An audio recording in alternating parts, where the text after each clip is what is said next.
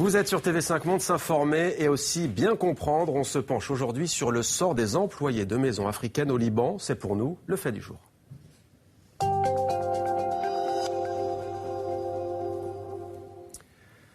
On évoque souvent dans l'actualité le sort des femmes de ménage philippines au Moyen-Orient. Eh bien, des femmes africaines subissent elles aussi le même traitement dégradant. Ça se passe au Liban.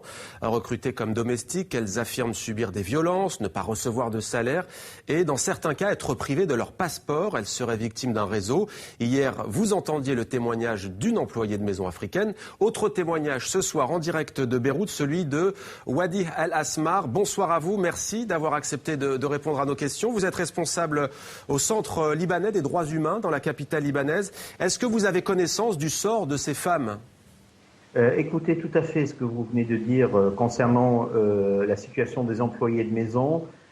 Il était plus courant que ce soit des employés venant de Philippines, de Sri Lanka et des pays de l'Est asiatique, du Sud-Est asiatique. Mais effectivement, depuis quelques années, on avait plus des gens qui venaient de l'Afrique de l'Est, c'est-à-dire majoritairement Éthiopie et Madagascar.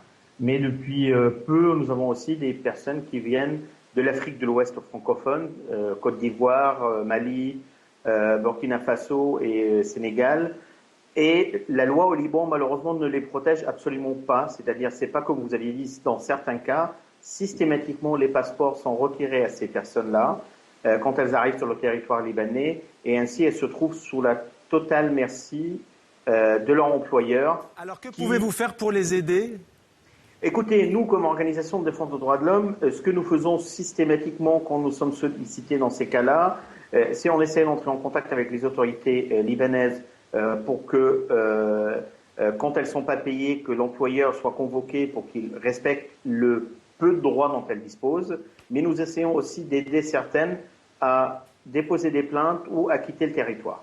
Concrètement, que peuvent faire ces femmes selon vous ? Quelles démarches peuvent-elles effectuer ? Aller voir leur ambassade, par exemple ? Une des démarches à faire de la part de ces femmes, quand elles le peuvent, parce que parfois elles sont dans des régions un peu excentrées du Liban, même si c'est un petit pays, ça fait quand même des distances importantes, c'est contacter leur ambassade. C'est systématiquement, quand elles sont victimes de violences, essayer de contacter les organisations qui peuvent trouver à côté d'eux, s'il y a un poste de police ou s'il y a un centre social dans la région. Mais malheureusement, je dirais, et je ne veux pas être alarmiste, mais elles n'ont pas beaucoup de moyens pour se défendre. Merci. Parce que la loi, elle est très mauvaise pour les employés de maison. Et je voudrais quand même dire une chose importante. Il ne faut pas venir au Liban pour ce travail-là. C'est vraiment, pour nous, on a beaucoup de problèmes à aider les personnes qui sont dans ce cas-là parce que la loi...